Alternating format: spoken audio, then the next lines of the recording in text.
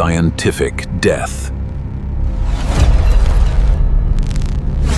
In the early days of the atomic era, the physical line separating a stable power source from a lethal release of subatomic energy was astonishingly thin. To keep a nuclear reaction from running out of control, engineers rely on a built-in mathematical speed limit called delayed neutrons. In a standard fission chain reaction, while most neutrons are released instantly, a small percentage emerge a fraction of a second later. These stragglers act as a stabilizing metronome, giving human operators the critical margin of time needed to measure and adjust the reactor's power level.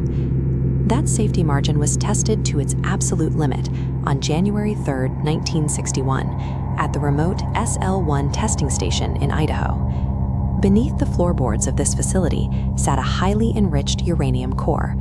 Without automated safety overrides, containment depended almost entirely on the precise physical labor of the technicians standing directly on top of it. That night, a 3-man crew was tasked with a mundane maintenance job. The reactor was offline for the holidays, and they needed to manually lift the central control rod just a few inches to clear a mechanical jam before reconnecting its drive motor. At 9:01 p.m., the operator handling the assembly pulled upward. Instead of a few inches, the rod slipped. It was pulled nearly 20 inches out of the core, instantly stripping away the reactor's main absorbing barrier.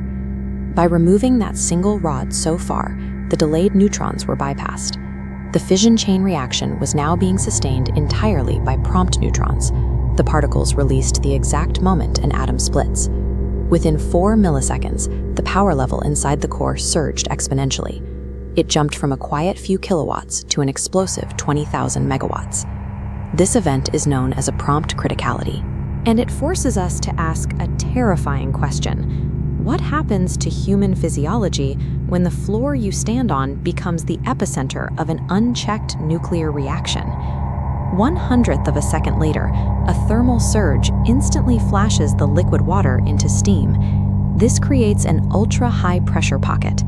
The expanding steam acts like a rigid mechanical piston, driving the heavy steel shield plugs upward through the ceiling. The kinetic force of this blast struck the workers standing above the core.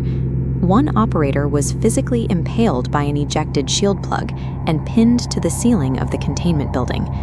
Mechanical overpressure, generated by the violent phase transition of water, delivered the first lethal blow. 1/10 of a second after the steam expansion, the flash of prompt criticality unleashed a massive, invisible wave of fast neutrons and gamma rays.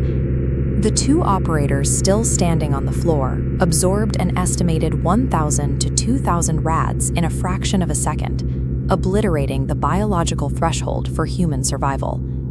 At the cellular level, intense radiation strikes water molecules inside the human body. This energy literally tears off electrons, leaving volatile, reactive molecules. These ionized particles ricochet through the central nervous system, physically snapping the critical molecular bonds that keep cells functioning. Because the cellular destruction was so sudden and absolute, one operator suffered immediate neurological shock, followed by internal organ failure within minutes. The other survived the initial blast, but succumbed to systemic circulatory collapse less than 2 hours later. A prompt criticality event systematically disassembles human physiology from both a macro-mechanical and a microscopic cellular level simultaneously.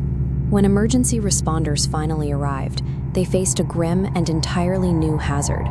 The operators had absorbed so many fast neutrons during the flash that their physical bodies had transmuted, becoming intense emitters of gamma radiation.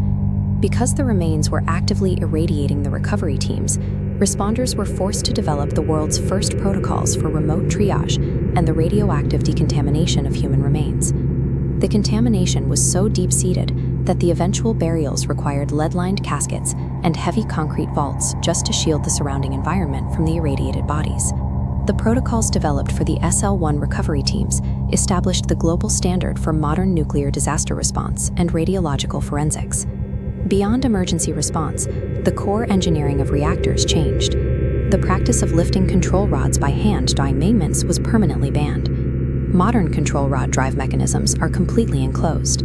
They utilize sealed magnetic clutches and stepping motors that keep an operator's hands physically isolated from the core components.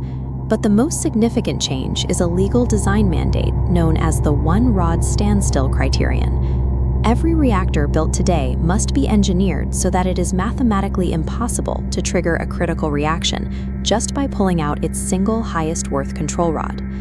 Today's global nuclear infrastructure is built on the hard-learned lessons of SL1, utilizing designs that physically prevent single human errors from triggering core excursions. If you enjoyed this video, please remember to like and subscribe. And don't forget to comment below with your favorite emoji.